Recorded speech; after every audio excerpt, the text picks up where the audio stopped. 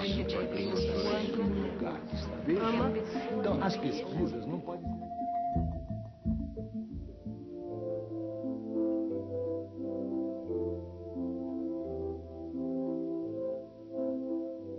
Olha, eu tive um professor quando estudei no Colégio Estadual de Minas Gerais, que era um professor de filosofia.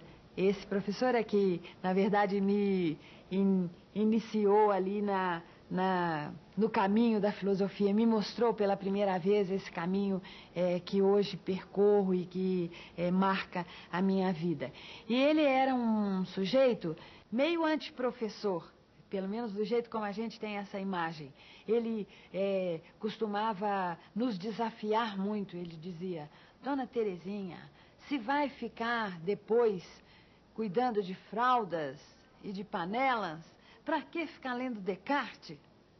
Mas fazia isso de um jeito curioso que me fazia pensar: hei de cuidar de fraldas e panelas, mas saberei Descartes. Olha, eu tive uma professora em especial que ela era extremamente respeitosa na relação com os alunos. Isso eu fiquei muito impactada, né? Ela tinha uma cultura muito grande, ela sabia muita coisa e trazia uma quantidade de informação muito grande, mas o essencial nela é que ela, eu lembro, eu era pequena, enfim, 10, 11 anos, que foi quando eu estudei com ela, que a gente estava escrevendo e ela punha a mão assim, muito suave na mão da gente, sabe? Suave, assim, uma mãozinha levezinha, assim, e aquilo parecia que você se fortalecia naquele momento. Quer dizer, não era só comigo, eram com os alunos da classe, era um toque no ombro, sempre teve essa coisa do acolhimento, do cuidado, sabe? E que ela me fez repensar muita coisa, né? E me fez querer ser professora, né?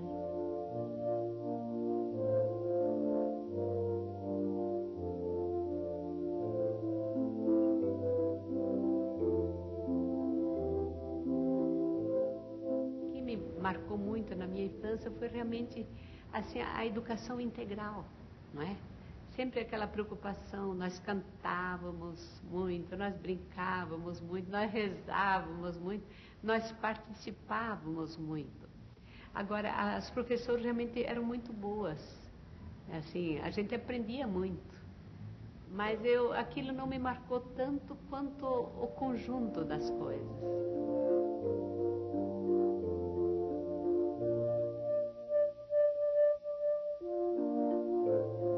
A memória é exatamente igual a uma escorredora de macarrão. Quando a gente vai fazer macarrão, a primeira coisa, você põe água para ferver. Aí você põe um macarrão para ferver junto com a água. Depois que o macarrão está mole, o que você vai fazer? Você não vai usar aquela água, você tem que se livrar daquela água. Então você pega a panela com o macarrão e a água e joga no escorredor de macarrão. O que acontece? A água vai embora, só sobra o que é útil, o que dá prazer, o macarrão. A memória é precisamente assim. As coisas que não são úteis e que não dão prazer, elas escorrem, elas desaparecem. Aquilo que a gente lutou tanto para aprender, causa da Guerra dos 100 Anos, dígrafo, usos do pronome ser, isso vai tudo desaparecer, vai ser tudo esquecido, porque isso não está integrado com a vida, só vai sobrar aquilo que realmente está integrado com a vida.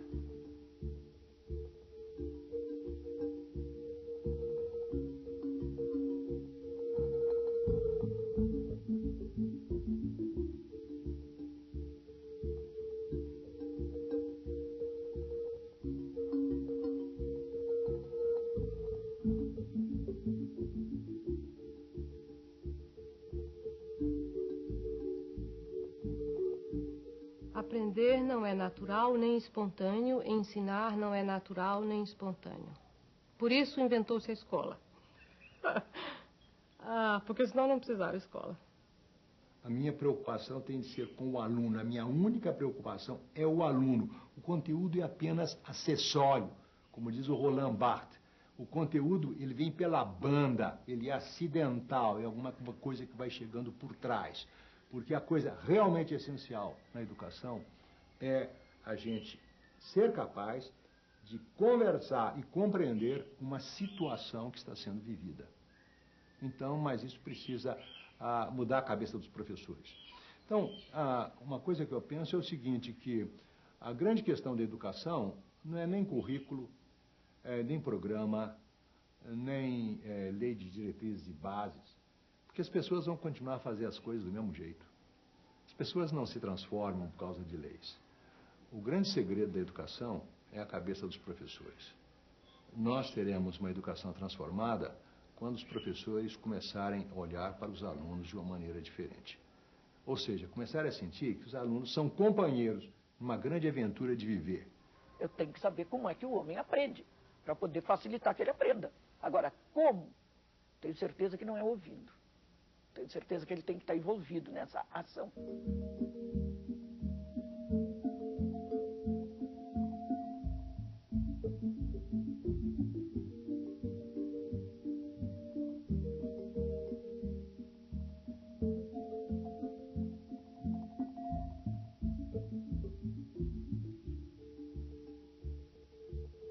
O que se espera de um professor que não sabe? Porque nós não sabemos o que vai ser. Nós não sabemos muito do que está acontecendo. É que ele tenha curiosidade, que ele queira aprender. E aí cria uma outra relação entre professor e aluno. Não é aquele que sabe que vai passar porque não sabe, mas são dois que não sabem que juntos vão aprender. E acho que essa é a coisa-chave no professor do futuro. Ele tem que ser curioso, saber o que está acontecendo, e vamos ver aí o que está acontecendo. E reconhecer que a criança talvez esteja mais equipada, inclusive metodologicamente, para procurar o que está acontecendo, manejar as coisas e a rapidez, todo o processo de entender coisas novas, misturar uma coisa com outra. Para a criança hoje, para o jovem, é muito mais natural que para o adulto. Então eu me beneficio como adulto de estar em contato com o jovem. Por quê? Porque o jovem tem uma outra rapidez, uma outra dinâmica. Bom, qual é o benefício que o jovem tira da minha presença? Minha experiência, o meu espírito crítico, que, bom, eu vivi mais, eu devo ter mais experiência, mais crítica. Não é a quantidade de conhecimento que eu tenho formal. Isso não, isso é tão fácil se adquirir hoje. E muito do que eu sei, do que os adultos sabem, é tão inútil no mundo de hoje.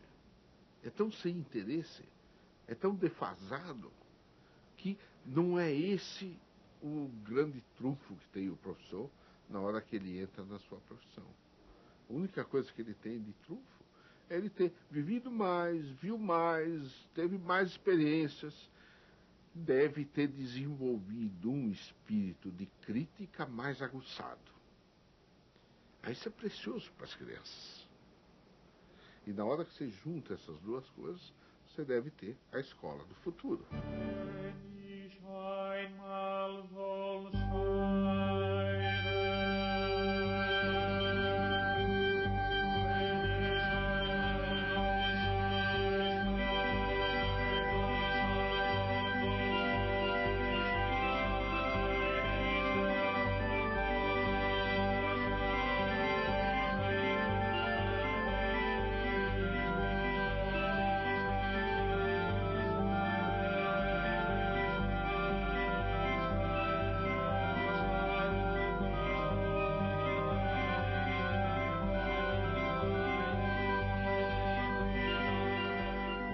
Educar quer dizer extrair de dentro para fora, não é?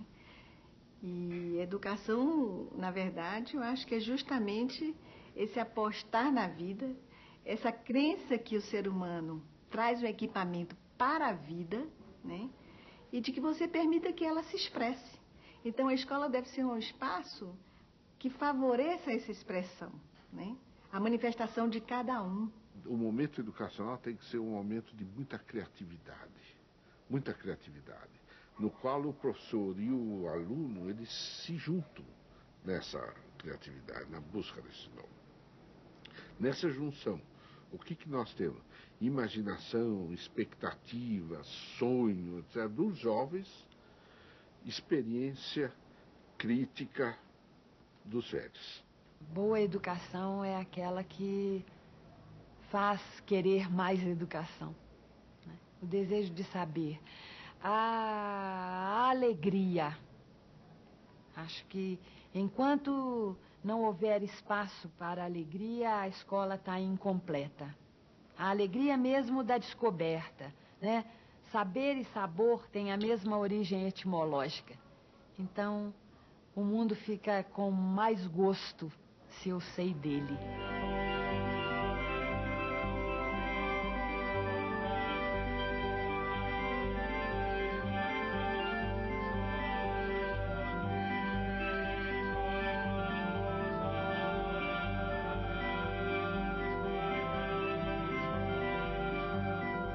Saber é uma coisa muito necessária, sem a qual a gente não vive e que existe na cabeça.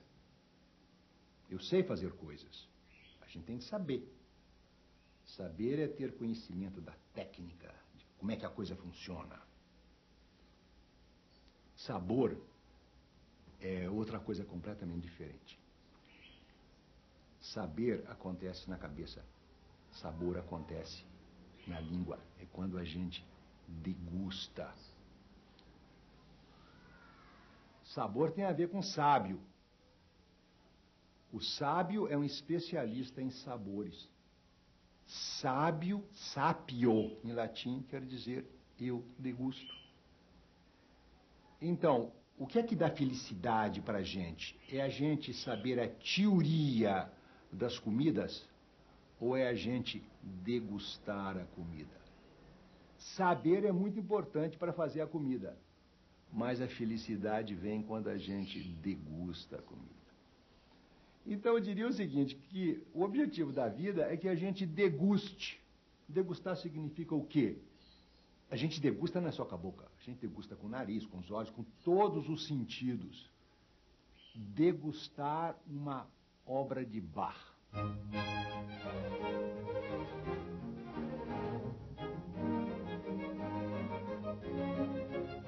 Degustar Bach é complicado, porque não é a primeira vista, a primeira vista não, a primeira ouvida que a gente degusta Bach. É preciso aprender a degustar Bach, aprender a degustar um quadro. Eu pergunto a vocês, quantas escolas ensinam a degustar um quadro? Elas ensinam a teoria, a história da pintura, a história da arte. Você veja o que acontece nos vestibulares. Os moços que estão fazendo vestibular, eles têm que estudar literatura. Mas a degustação da literatura não é ensinada, porque você não tem jeito de fazer uma prova sobre degustação. Então existe essa coisa horrível, medonha, antieducacional e antipedagógica, que é os resumos dos livros. Porque resumo de livro é o quê? É saber. Eu sei que o livro é de essa de Queiroz, eu sei que a estrutura é essa, eu sei que o estilo é esse, eu sei que a escola dele é essa, eu sei.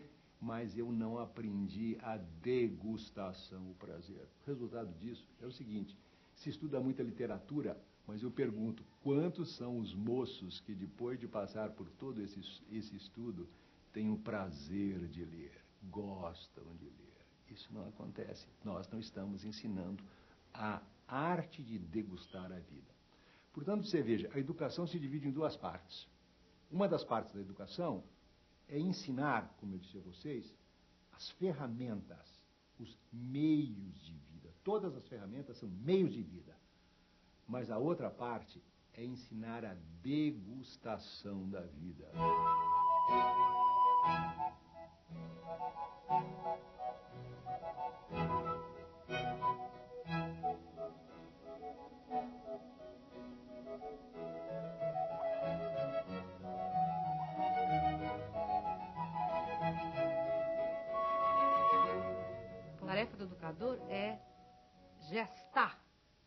desafiar esta consciência, o nascimento dessa consciência. Mas, rapaz, por que você é sempre é do contra, hein?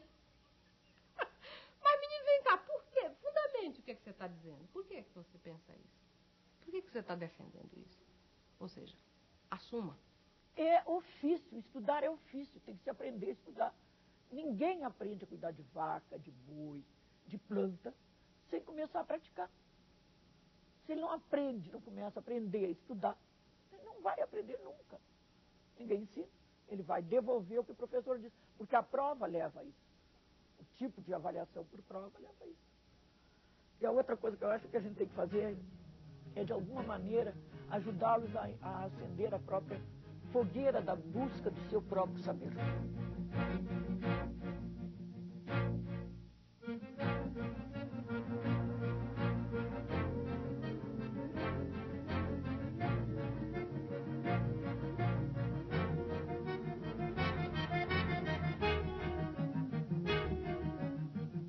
Agora, será eliminado e merece ser eliminado aquele professor que entra na aula para repetir conteúdo congelado em livros. Porque esse conteúdo congelado em livros vai ser transmitido por um bom vídeo, por um CD-ROM, vai ser acessado quando o aluno quiser. Esse professor está com os dias contados. Esse professor não interage com os alunos. Nunca interagiu com os alunos. Esse professor fica falando sozinho e os alunos ficam ouvindo e anotando. Esse professor não tem futuro. Qual é o professor necessário e que eu acho que tem muito futuro e é indispensável? É aquele professor que se comunica, que interage com os alunos, que se junta ao aluno na aventura de descobrir o novo.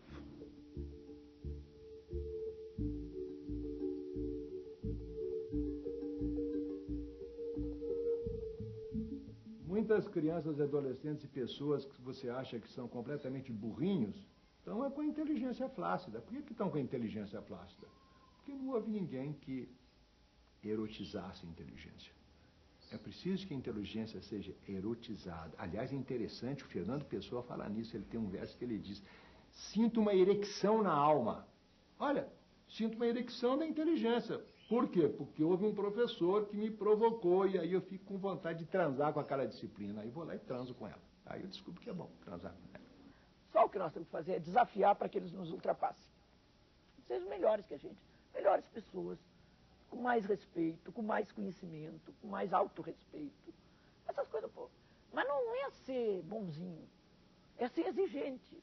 Eu não acredito que a educação seja espontânea. Eu acho que a gente tem que pôr metas para eles. Tem que trazer, tem que ter prazo. Eu gosto muito de fazer contrato. Acho excelente fazer contrato.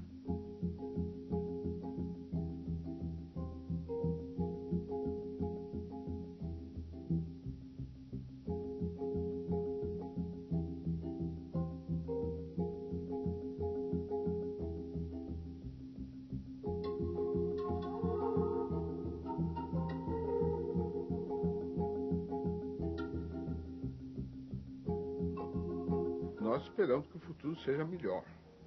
Agora, o futuro vai ser lidado em situações que nós hoje desconhecemos. Quem vai ser capaz de lidar com o futuro? Aqueles que vão viver no futuro, que são as crianças de hoje. Como a gente pode preparar essa criançada? Que instrumentos? Nós não conhecemos a situação do futuro. E a aceleração com que as coisas vão se transformando, o máximo que a gente pode dizer para eles é: olha, atenção e procure fazer as coisas bem feitas no futuro. Como fazer? Nós não sabemos. Quem vai construir o futuro é essa criançada.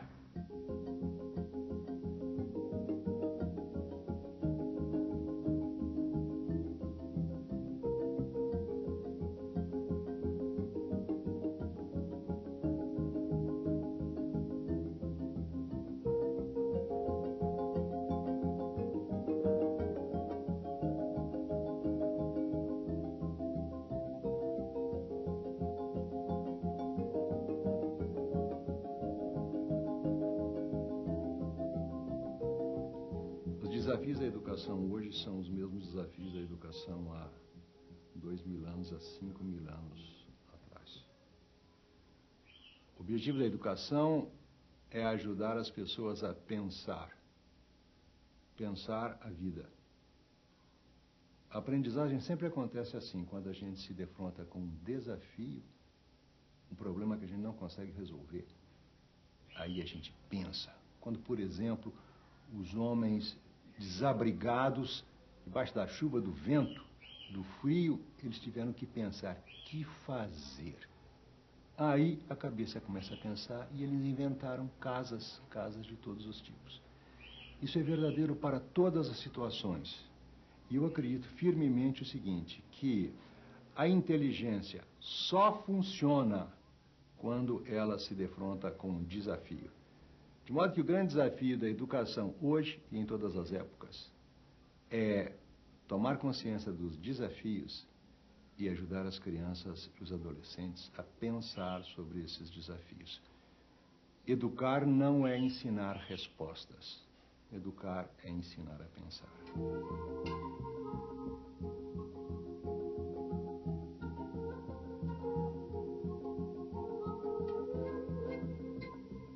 Essa tecnologia é parte do mundo de hoje. Se muitas vezes nós nos sentimos ameaçados por essa tecnologia, é uma certa insegurança que nós temos por não dominar tão bem. E os jovens estão no processo de dominar muito melhor do que a gente. E com isso nós sentimos de algum modo que eles estão numa posição de privilégio com relação a gente no manejo com essas novas tecnologias. Ter medo desse privilégio dos jovens só pode ser inibidor da gente utilizar plenamente essa tecnologia. Porque ainda o professor vê a posição dele perante os jovens baseado num sistema de autoridade que é por ele saber mais. E na hora que aparece uma coisa que ele reconhecidamente sabe menos, ele se sente intimidado e com isso pode rejeitar essa tecnologia. Eu acho que usar a tecnologia amplamente é chave para a educação no futuro. E isso não quer dizer substituir o professor pela tecnologia, óbvio.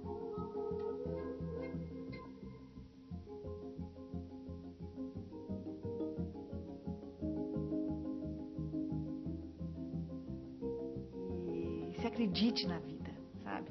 Eu acho que é ótimo que as máquinas ocupem as funções, sabe, menores do ser humano e que o permita ser poeta, que o permita estar de frente de um pôr do sol, como estava com uma criança aqui no acampamento, em que ela, olhando com 4 anos o pôr do sol, ela dizia para mim, eu não sei ainda se é o sol que desce ou se é a terra que sobe.